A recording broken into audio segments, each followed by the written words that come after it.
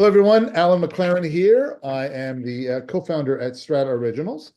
On this podcast, we interview originals, and we have one today. As the name implies, originals are people who stand out by the lessons and stories they share to help us learn and grow as leaders and as humans. We're about to have a great conversation with my YPO friend and colleague, Smoke Wallin. Smoke is dedicated to empowering individuals to elevate their consciousness and live a life of selfless service, which I absolutely love, to God, love, and the well-being of Earth and all humanity. Smoke is a serial entrepreneur, investor, naturalist, and humanitarian.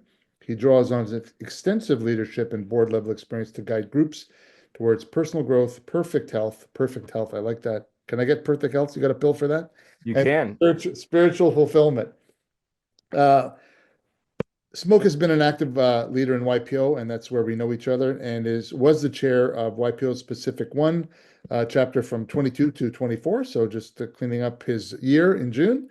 American Freedom Fund, advisory board member, junior achievement, Vanderbilt University. Wow, lots of stuff going on. But two important things are dignity and sacred, working with sexually abused children. Very important stuff. We'll talk about that today. Dude, you have a lot going on. Well, it beats the alternative for sure, It Alan. does beat the Thanks for ultimate. having me. I'm really excited to have you on. Today we're going to talk about your journey, your YPO journey, your passion for humanity, and of course the things that we talked about earlier. So let's begin with an icebreaker. Icebreaker is a really simple one. We do it a lot in YPO. I feel at my best when. Finish the sentence. So I would say you can see one of the mountains right behind me. That's called Courtyard here in Sedona. And when I am hiking on a trail with my puppy Bodhi and my wife Anitra, that's a pretty special time. Or I'm also happy, very happy when I'm on my own hiking. But just being out in nature, really anywhere. But I love the trails here. I try to do that wherever I go. If I'm on the road, I'm traveling places. I try to find the local park or a mountain or beach to go hike on, and that's a very centering space for me. That's a happy place, and it goes back to your one of your perfect health comments, which we're going to talk about later. So, what's the puppy? What kind of dog do you have? She's a Aussie Doodle, and she's 20 weeks yesterday, so she's definitely puppy stage. Oh my God, Super smart, great trail dog. She's already doing 3-4 mile hikes with me on the trails, and she's keeping us busy. that's awesome. Dude, I'm sure you get this question a lot. Where did the name Smoke come from? Such a It's on cool my name. birth certificate. It's actually a real name. It's my middle name, and we all got Earth names and regular names. And there's a couple different stories depending on which one you believe. Every family has some folklore, but there was a fire when my mother was expecting me, Nice. and there was a big rescue, and apparently, I got deemed smoke from that. There is some American Indian in our lineage, small amount, and there's definitely some hippie in our lineage. So, you pick your lane, Alan. I say this a lot, but it's funny. It got a lot better after middle school. That is true. Yeah, that must have been, but it is, I've never met a Smoke before. So, when Me we neither. talk about personal branding, right, you've got a brand already, dude, with that name. That's awesome. And it's really memorable because you and I really haven't known each other, but we've known of each other. Yeah. But I remember your name forever because, well, Smoke, and everybody knows Smoke because it's kind of cool. So it's good. Let's Thank you. go back into your backstory a little bit. Tell me about those pivotal moments that drove you, because you've had a childhood and you've got a very successful business career, and now you've evolved. We're all evolving. But walk me through the backstory a little bit. Let's talk about those pivotal moments, please. Well, a really big pivotal moment, Alan, for me was in more recent years through a series of events that unfolded, which I'm happy to share. I unlocked a lot of childhood memories that I had locked up, Hmm. and that included, severe childhood trauma, some child abuse, and some other things that went on around me. And as I uncovered those memories, which were truly completely blocked, uh, came back to me in bits and pieces and then in floods, and gushes, and then it was like overwhelming a bit. But as I processed it, I just was able to get to a place of understanding, of forgiveness, of everyone, of myself, of all the things and stories that I had in my head. And it has given me this unbelievable lane to a higher level of consciousness, which has been a tremendous change in my life. It was obviously always there under the surface, but these traumas that many of us have from early age, whether you remember them or don't remember them, they're in your subconscious. Yeah. And those shadows that you talk about, shadow work, right? Those shadows are a part of us, and whether we are aware of them or not, they're your subconscious is producing things. If you haven't processed fully events in your life, whatever they are, it could be got left in your crib and you were crying and your parents read Dr. Spock and they thought they were supposed to let you cry. It could be mild. Wow. It could be extreme. It doesn't really matter. Either way, these are unprocessed memories. And so I call them emotional energy hairballs that are stuck inside. And until you process them and put consciousness to them and get them out of you, they will continue to manifest because your subconscious keeps going back to things until you clear it. Yeah. So when we talk about health, I'm happy to talk about that. It's a really important topic. I'm speaking to some YPO groups around this topic of consciousness is health. So if you don't process these memories, not only can it manifest in lots of different ways, and for me it was, lots of drinking, lots of poor decisions, lots of physical ailments that were coming up, whether it be gout or pre-diabetes or a lot of weight gain and a whole list of things that we could go into, but they're all gone.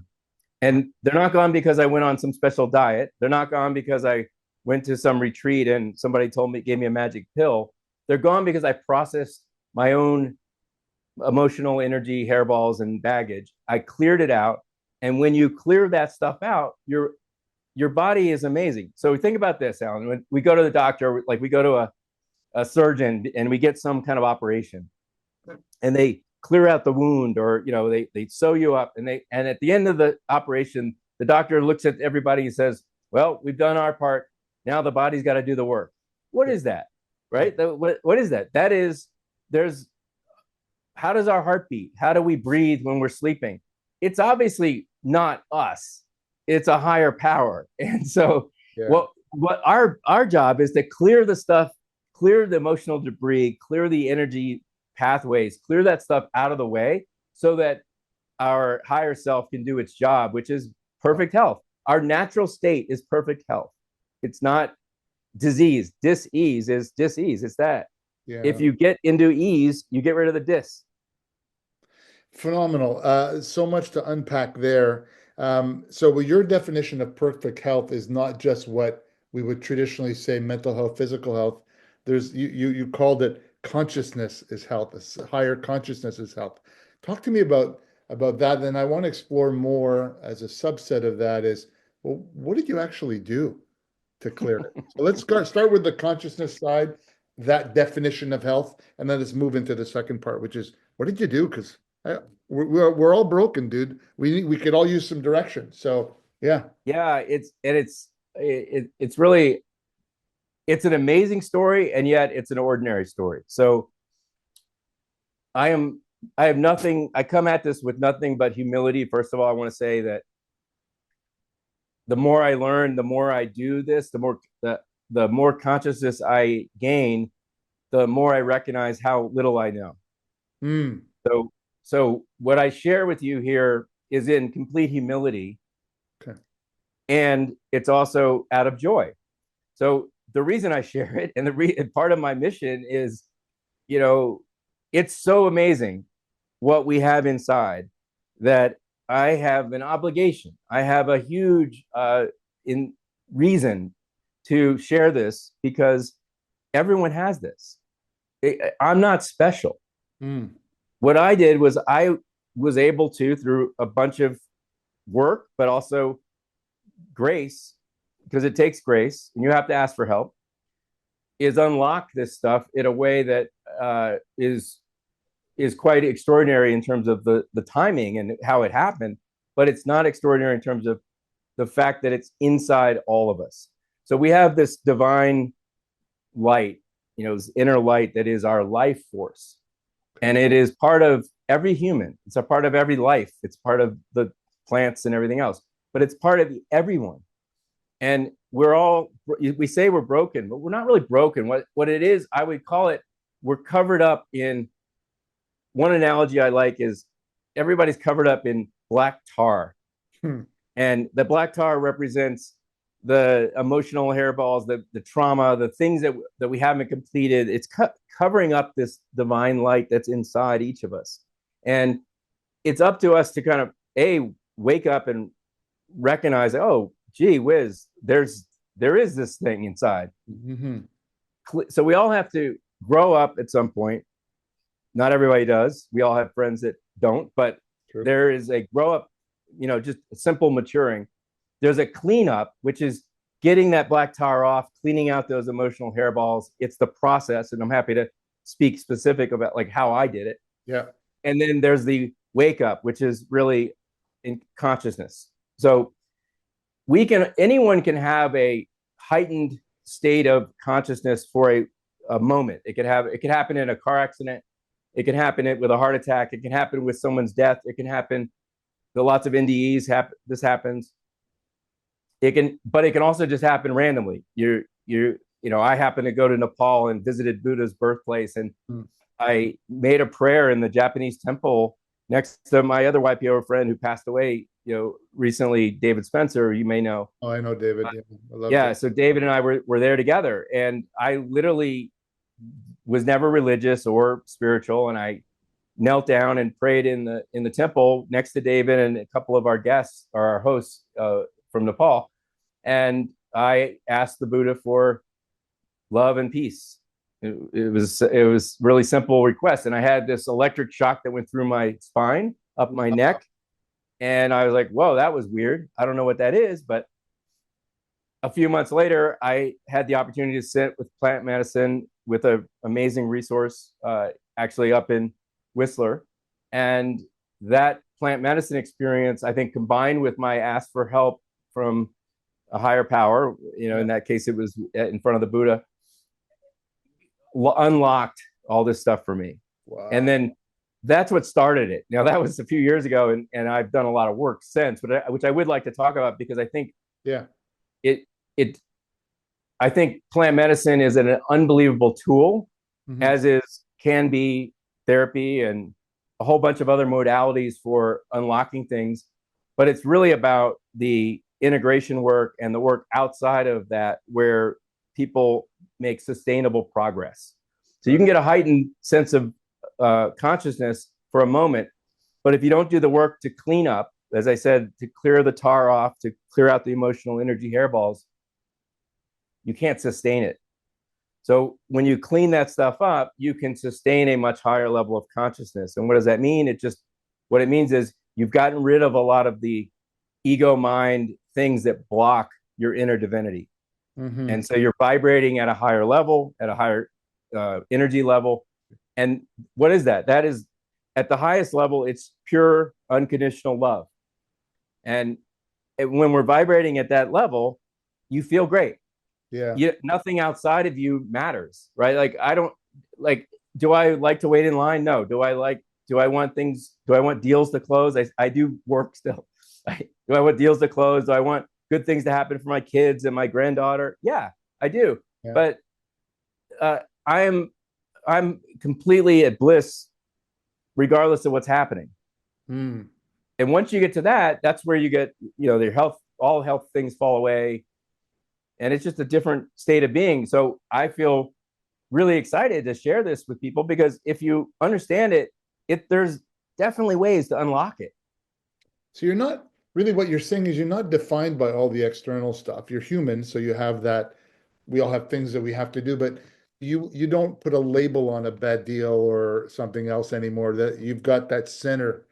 It just appears so clear that you have that center, that everything else is now measured differently. Is that how you feel about it?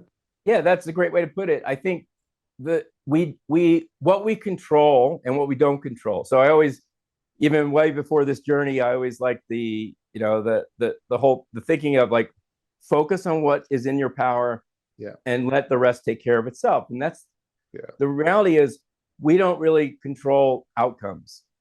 We control our effort, our input, our motivation, our thoughts, our energy we put in things. We have a lot of control over that if we have a discipline and we want to, but we don't control outcomes. I don't.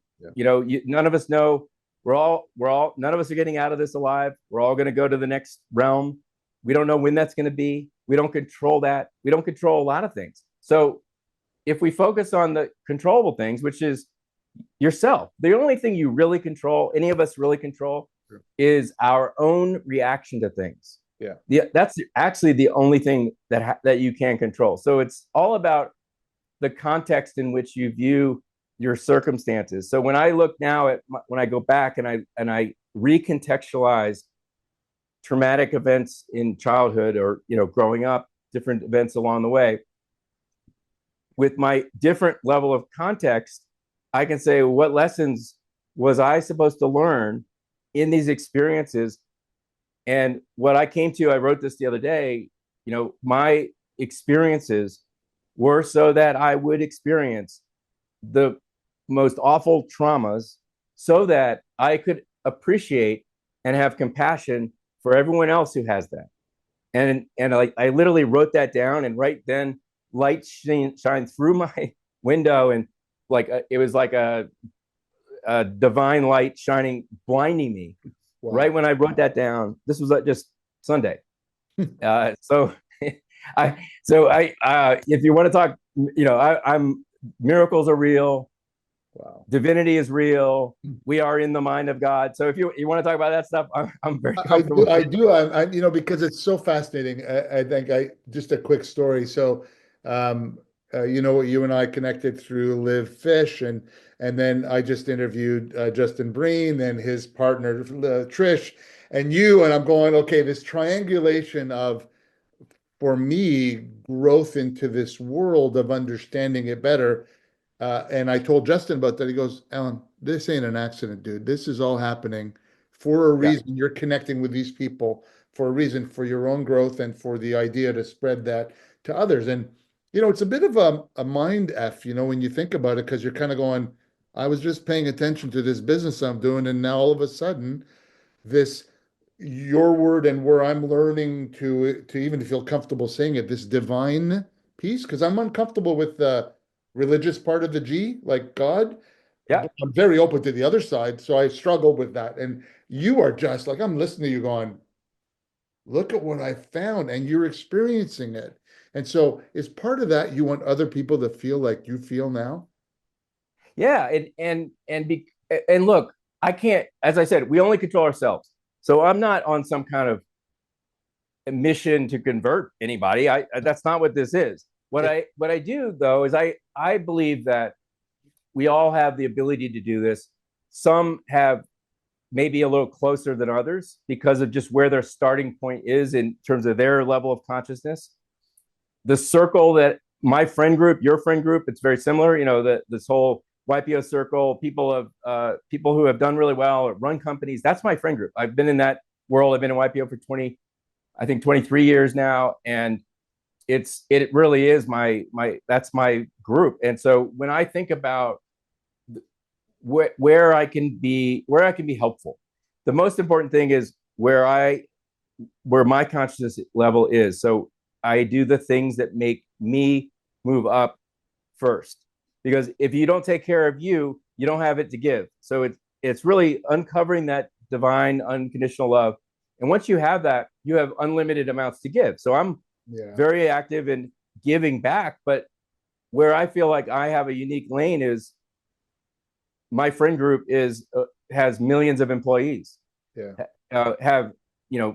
I think the GDP, if you add up YPO together, is like the 5th largest economy in the world or something. It's very large. Very large. And these are so I'm literally going to Thailand next month to speak to the chapter there. They asked me to come and speak and talk about consciousness and health, and then I'm doing the same thing in back here in Sedona to another chapter. And it is a little daunting, though. I will tell you, Alan, is to go into a Buddhist country and meet with 100, 200 CEOs who are the leaders of their community, where they grew up in a Buddhist mindset. So they understand meditation, they understand enlightenment, they understand this stuff. Even if they're not very practicing, this is part of their DNA. And to go there and speak on this topic in their home it made me think about it, like, wow, am I really ready to do this? But it's I'm excited to do it. And if I can help one person accelerate their path by some of the work I've done, some of the things I've learned, it's worth it. So, to me, it's like, if it takes you a year less or 10 years less or 20 years less to get to closer to this point, then that's all I'm here for. What's interesting about that is I can understand the feeling, but your story is always your story, isn't it? Your story is unique to you, and it is the YPO story. I mean, it is successful business, and that's what matters, and all the trappings that come with that. And then you kind of get older and you kind of go, is that all there is? And then but you're one of the lucky ones, I say, who have said, no, that's not all there is. There's more when you look for it and find it. So my question for you is this. We have 35,000 members in our organization, maybe more now. Everybody has trauma, but as you said at the beginning, we don't even recognize that we had trauma. And big, little t, big T, but like you described, how do we even know what we're doing that is messing us up? Is it in our behaviors? Like, what's your counsel on that? Well,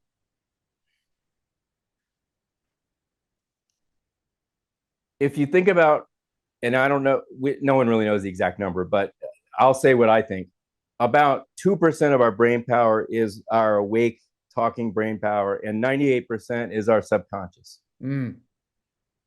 Once you understand that subconscious is where all the power is, but it has no filter. It is pure innocence with divine power. So whatever gets put in, it manifests. So if you think the world is a living hell, that's what you get. If you think it's heaven on earth, that's what you get. It manifests itself.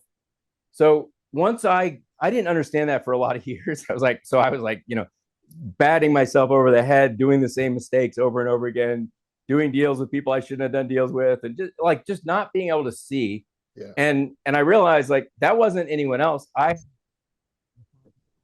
was me manifesting it. I was putting out whatever my unfinished trauma was putting out and saying, oh, this person could be taken advantage of. This person, I was attracting it.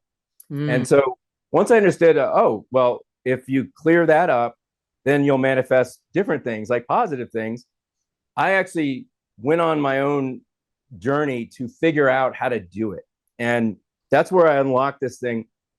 So first of all, you have to uncover it, figure out, like, oh, first recognize, I want to find out. You have to, this is a sovereign world in life. We all are individual humans, and it's free will. So if you want to stay asleep, you want to, drink your life away or hang out, like I used to do all the time. I was one of the most fun people you'll ever meet.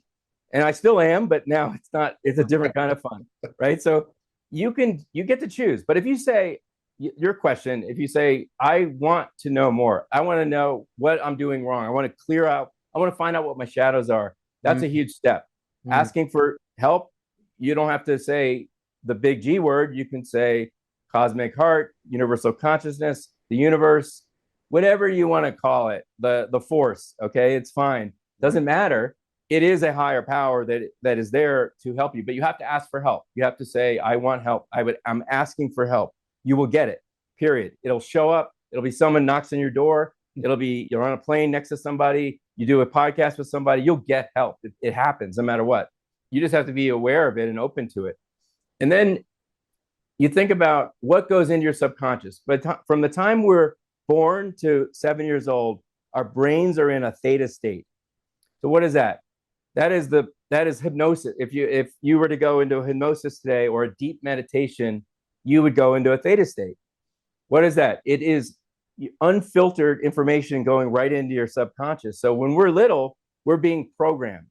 So depending on where you grew up, what your family pod was, what you watched on television, what you saw in your community, war zone, very a meditative family with a lot of care and love, all over the board, right? Every gamut that's going into your subconscious, and then it's manifesting, it's coming out. So it's really hard depending on where you start with, but you can reprogram it.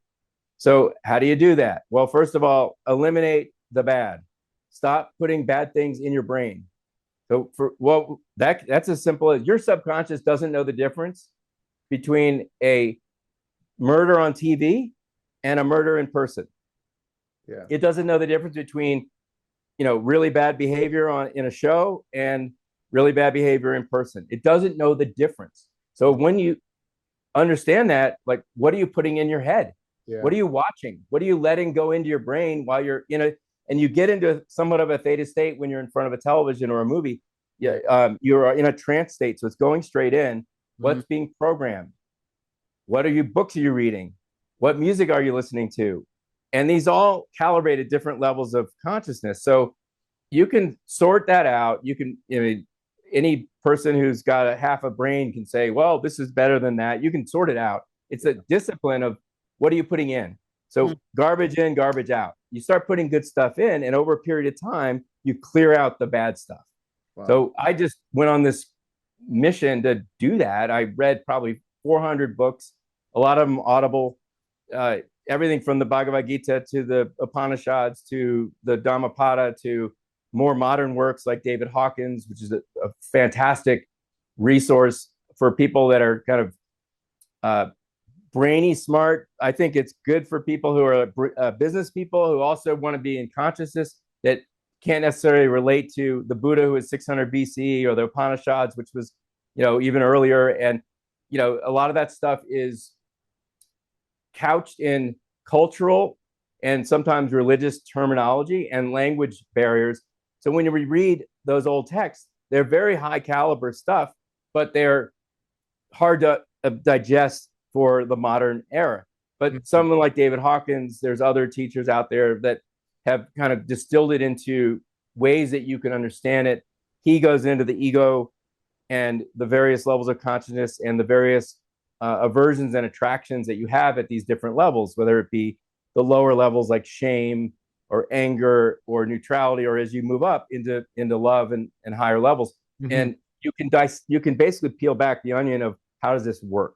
So I did that extensively for the last few years, and it works. It works. Every single health problem. I had gout. I had bad gout attacks. I had really bad. I would get shots in my toe, a needle in my toe with like cortisone, just to stop the pain. And if you think of a needle in your toe joint is a good idea, that's how bad the pain was, right? And everything from that to, I lost probably 40 pounds. Yesterday was 2 years of no alcohol. Good for you. It was just a lot of everything. And it wasn't because I have to quit drinking. Yeah. It wasn't, I have to change my diet. It wasn't any of those things. It all just fell away once I cleared out the negative subconscious.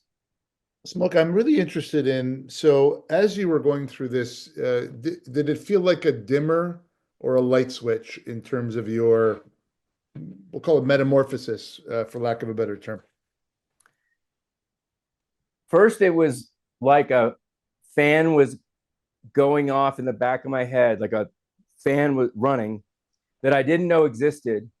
It would turn off when I drank. Oh. So I would kind of get to it would calm that. But when I cleared this stuff, it went off, and that's when I noticed the silence. So when I got to that, I was like, wow, I don't have that anymore. That's when I stopped drinking, because I was like, oh, that was the feeling I would get when I would have a drink, and then it went away. So at first it wasn't even a light went on, it was the fan turned off. And that was it. That was like low, I was like a on constant anxiety that was at the in the back of my head underlying my life. That Yeah. went away. So that was huge. Huge. Yeah. What I would describe it now is because it's still happening, right? Like I'm getting new understandings all the time, and it's like an expansion. It's more than a light on. It's like if your head could grow and expand out, and you just have a larger picture of things. That it's hard to describe, but that's my best effort at it. Well, like if you as I think through this, you're making my brain expand in different ways, but consciousness is not limited to a physicality, right? So as I think through what you're talking about, your metaphor is really, well, it is expanding because your thoughts are different. They're more positive, and you're more conscious about when you're not in the right state, right? For Which is sure. And a hell of a lesson, right? when you realize that every thought, so everything is energy. Our bodies are everything is it looks physical. That mountain looks physical, but actually it's energy that's vibrating at a vibration that we can see it as physical matter, and it feels it like physical matter, but it's all energy. Well, emotions are energy, Yeah. and thoughts are energy. So there's a whole book called Thought Forms. Alice Bailey, back in like 1909, wrote this, Yeah. and it's a whole book about the shapes of thought forms. They're actual things. So a loving thought, a negative thought, the positive thoughts are more geometric and beautiful. And they actually had at back in the day, they had, I guess, readers who could read energy, people Yeah. who could see them, and they drew them in her book. In her book, Thought Forms, they have pictures of these things. So the positive thoughts are beautiful geometric shapes that you think love makes sense, and then hateful thoughts or bad thoughts are jagged and these are energies. So if we're energy and that mountain is energy and our thoughts are energy, every thought you have about somebody, about yourself, it's real, it's Yeah. manifesting. So we are divine creators, and what we to clear out your subconscious is about clearing out that negative thought. So I was talking to somebody recently about methodologies, right? There's different ways of clearing this stuff, but one of the cool things to do, which is can be fun or not fun, is stare in the mirror. Go to a mirror on your own by yourself and look yourself in the eye and don't move and stare and smile at yourself. How long can you do it? And then sorry. And then Louise Hay used to do this. She has a whole thing on positive affirmations while looking yourself in the eye in the mirror. Really. You're beautiful, you're brilliant, you're smart, you're great. Don't underestimate that stuff. It sounded to me, it always sounded like, oh, that's a little on the out in the edge. That is real. It works. And if you have a hard time doing it, it means you've got stuff to clear out. Got it. I'd be curious to know, so you discovered this. You've been married a long time. I think your wife's a musician, if I recall. Is that correct? Yes. And you have kids and you have grandkids. You went through, you are, and I hate to make it sound like a metamorphosis because it's an evolution. And are they on the same journey that you're on, or are you on the journey and they're following? Like, how does that work? It's a mix. And what I would say is it's overall very positive. My wife was, I would say Anitra was holding space for me. So she was Yeah. more advanced than me for all Oh, these years. wow. And then I probably did a little leapfrogging program, and that got her a little like, what the heck's going on here? And I love so, it. but she was at peace, and then I messed with her peace a little bit. But we're on the journey together. It's all our own journey. But Yeah. she's very supportive, and she is also aligned. So we're very aligned. My kids are, after getting over the bewilderment of, well, you mean dad is not, going to lead us in the party, uh, and he's actually, this is what he's doing, is I think it's been very positive for everybody. It's Yeah. cleared away generational baggage that I inherited, that they fortunately I broke the chain of things that had gone on. So it's overall positive. But I would say this: you start to lose connection, and they just disappear. People in your life who are vibrating at a different level, who are not focused on these kinds of things, Yeah. they just fall away naturally. You don't have to do anything. And sometimes it means your job changes, sometimes it means your marriage changes, sometimes it means your friends change. Yeah. Sometimes it means a lot of things, but it just depends on where they are and if they go on a journey or not. And it's not good or bad. It's just people like attracts like. And so if I'm sitting here vibrating at a high level, it's going to make so the opposite of what you want usually comes up. And if you've got a lot of dark energies that you haven't cleared, and you come face to face with someone who has cleared away that, so they've got a lot of bright light shining from them, through them, and you can feel it, it's palpable. It's gonna be uncomfortable. You're gonna react badly. So you get reactions. I get reactions all the time, sometimes from people who, you see people that are unhappy. I'm happy. I'm just happy. There was an incident in the airport last week. I had a meeting for a deal. I do sell companies around the world with SDS Capital. That's right. And I was at a meeting. Commercial, it's okay.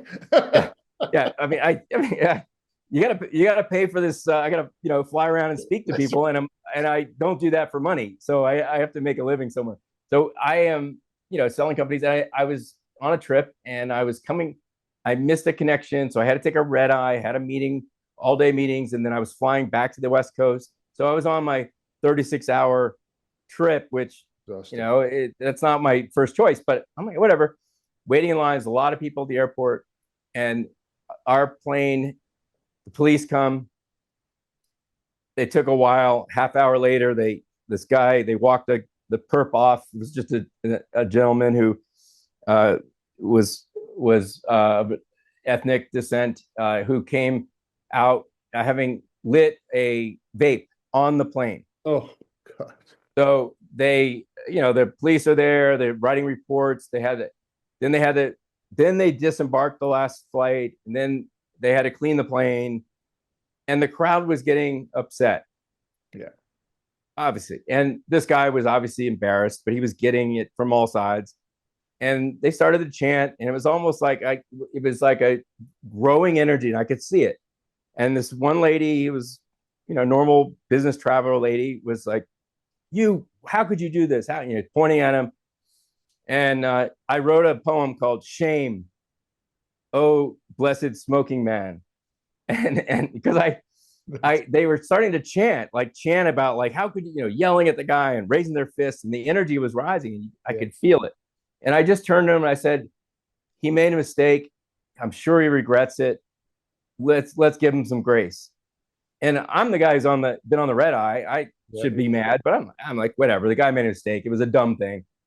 And they looked at me, and their energy came at me like, what are you talking about? Like I had two heads, and I just could feel this energy and see it. And that's when as you raise your consciousness, you are aware of these things. It's palpable, right? And it's our job as humans, who are, divine creatures, to raise ourselves above the animal, mechanical, reactionary mode. If all you're doing is reacting to your emotions, you're a robot. You're not a real human. You think about Pinocchio becoming a real boy.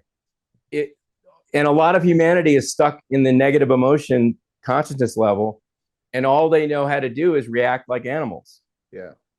Everyone can go above it, but you have to be aware of it. So it's actually the most important thing for humanity, is to have more people wake up.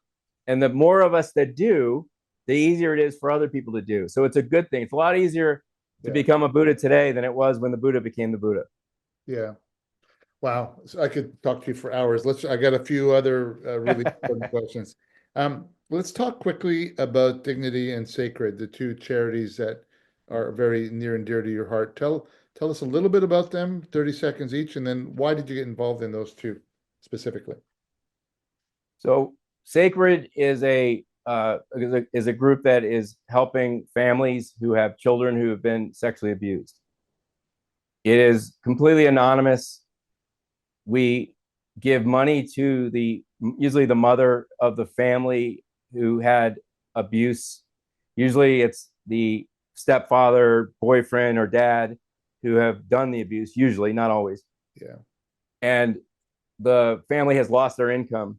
So my friend, who I've known for 20, 30 years in the liquor business, his daughter, his granddaughter was abused by his son-in-law. And when that happened, the guy went to jail, and his daughter went from a household that was making, call it 150,000 something. They had a nice life to he was the breadwinner, Yeah. and they were able to support her and help. But when they really thought about it, they're like, what about all the other families and people who have this and they don't have resources? So sacred is just simply, is it solving the problem? No. Is it helping some families? Yeah. And so we give little grants to the victims to pay their bills, pay their utilities, to go shopping at Target. Very minor stuff, but we've helped thousands or hundreds of families. Yeah. And it's a beautiful organization. So that's sacred. And then DignityMoves, I co-founded with Elizabeth Funk and a number of other YPOers. She runs it. And that's really to try to address the unsheltered homeless, really, disaster that's happened across the country. Really, it's happened in Canada too. I was in Vancouver. It was really bad. Yeah. Very much. It's bad everywhere. It got really bad on the West Coast.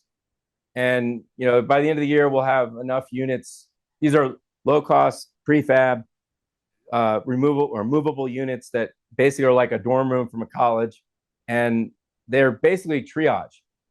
You have to get unsheltered people sheltered in order to get them a chance. So as a society, whether or not you blame them or not blame them, everyone makes choices. I'm a big believer in free will, and people make bad choices all the time. Sometimes you get in that situation through no fault of your own, but you probably had a contributing hand. Either way, as a society, how can we walk by them? Yeah. So, you're ruining your neighborhood, first of all, and you're letting a fellow human suffer. So we got to get them off the street. And that's what we're doing. We're building thousands of units, mostly in California right now, but we've got a best practice model that can be taken to Vancouver or anywhere else that needs it. And it's a low cost. It's 50,000 to 100,000 a unit, and we can build them in 4 to 6 months and get people off the street. And the longer you're on the street, the less likely you can get back into a functioning situation in society. Well, it's you use the word "don't look away." You didn't look away at that young man who was at the airport, and you don't look away when you're seeing these challenges. And that, I think that in itself is a higher level of consciousness, right? It's recognizing the things that I may not see because my eyes aren't there. And once you realize it, we're all of one substance, right? We're all part of God. We're all individual instances, so everybody's unique. Yeah. But if you don't see yourself in every other person you look at and every plant and animal and everything else in this earth, we are in the mind of God, and you can be comfortable or uncomfortable. It doesn't matter. I'm fairly comfortable. I didn't grow up religious, so I don't have a lot of the baggage that some people that did grow up religious but regardless of what you want to call it, it's real, and we are all of one thing. And if you harm somebody, you're harming yourself. If you help someone, you're helping yourself. Yeah. And the sooner we all realize that, the sooner we'll have we don't need laws. We don't need laws. We don't need anything. If people just became conscious, we would all just take care of each other. And I'm a capitalist. I believe in free enterprise. I believe in effort and reward. And so just to be clear, and we can all take care of each other. What a beautiful message. And so I want to close with one last question. You've got a lot going on with your brand, the Smoke Trail, speaking gigs, podcast, blog. You do write poetry, you've got Substack, you have a personal website. What's the goal of all of this for you? Just to share what I'm learning along the way to help one or many people. Good for you. So just different ways to do it. I started writing poetry, and it was hard at first. Like, there's not a lot of people posting poetry on LinkedIn. No, there's not. But No. but Or, I am the one. So or I just looked the other day. I think I've written almost 200 poems over the last couple of years, and I published them. And I found poetry as a vehicle to express what I was experiencing in a way that I couldn't do it in regular prose or words or talking. And so that's all I wrote for a long time is I couldn't put it into words without poetry. And then I started doing tidbits from the trail, which was like a little 2 minute thing while I'm hiking, some lesson learned or something to think about. And I did I don't know, over 50 of them. And I started to get some people saying, well, would you tell us more? Would you tell us more? And that turned into, well, I think I'll do a more full length podcast where I can discuss these topics with guests who have also learned things and we can share our learning together. And that just kicked off last month. And I think this week will be the 10th episode. And I think there's some great content. It's not for everybody, but it'll be for those that it is meant for, right? If you're on the journey of some way, there's going to be nuggets in there that will help you. And so when you say goal, I was always goal oriented, Alan. I understand that. I built a lot of companies. I think I had 6 qualifying YPO businesses that I started or ran, and so I'm not against goals in any way, shape, or form. But my objective is just to help whoever I can help. And if it's a lot of people, great. If it's a small number of people, fine. I think my lane helping other leaders is a unique lane because I can speak in normal business entrepreneurial leadership language. I am one of them, and bring the spiritual piece to it, which I think a lot of the spiritual lanes that I see out there are a little further out there, and they would lose this audience quite quickly. So I feel like I'm bridging that gap a little bit. So that's my lane. I just identified it because I watched a lot of stuff and I didn't see anyone doing this. So you can get a lot of shows about channeling and aliens and all kinds of stuff. Nothing wrong with it. I'm not against it. That's not the lane that is going to attract other CEOs who may be on the path. And so I feel like there's something there, and always open to advice and help. So I'm sure you have lots of little things I could do that would make it better. No, like I think at the end of the day, what I love most about you is your authenticity, right? Your vulnerability and authenticity, which is what in YPO we teach, but not everybody gets to that place. But it is ultimately a place of love, right? When you get there, that means that everything that's the light. And you gave me goosebumps a couple of times in this podcast, so I've learned a ton. Mentioning our friend David Spencer, I have a little gift that he gave me at an event we came to, and he gave me in David's way, right? A little description of what success is in his world. He was such a special man. I didn't even know he was ill after when I found out he passed away. It was very so. Thanks for sharing because I have beautiful memories of him.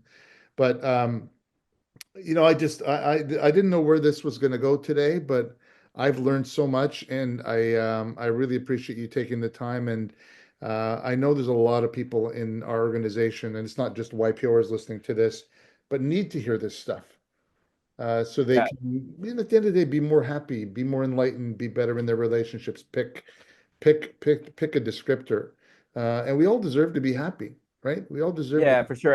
Everyone deserves to be, and everyone deserves love, but it starts inside. You have to love yourself. Yeah. And once you love yourself, you can love everyone else. There's no other way. It's look in the mirror, figure it out, love yourself. And once you love yourself, you have all the love in the world to give everyone else. So if that can be helpful to people, that's great. I think YPO does do a great job of it. A lot of the tools are, I would call them steps along the way toward this, because it is a quite a conscious organization. Not everybody realizes it, like me. For a lot of years I was in it, I learned a lot of the tools, I got pieces of it, but I didn't really understand. Actually, you got to go look in the mirror, and once you do that and you strip all the outside down, it's like, I don't, people can like it or not like it, it's okay, it's fine. But you know, I hope I get help a few people. I appreciate you having me on. Yeah, you have helped me, and that means I'm gonna take this and help others. So thanks, Smoke. This was great. I look forward to our developing friendship. I know this isn't the end. This is only the beginning, and I will be spreading your message around as often as I can. So thank you so much for taking the time. Thank you, Alan. I appreciate it.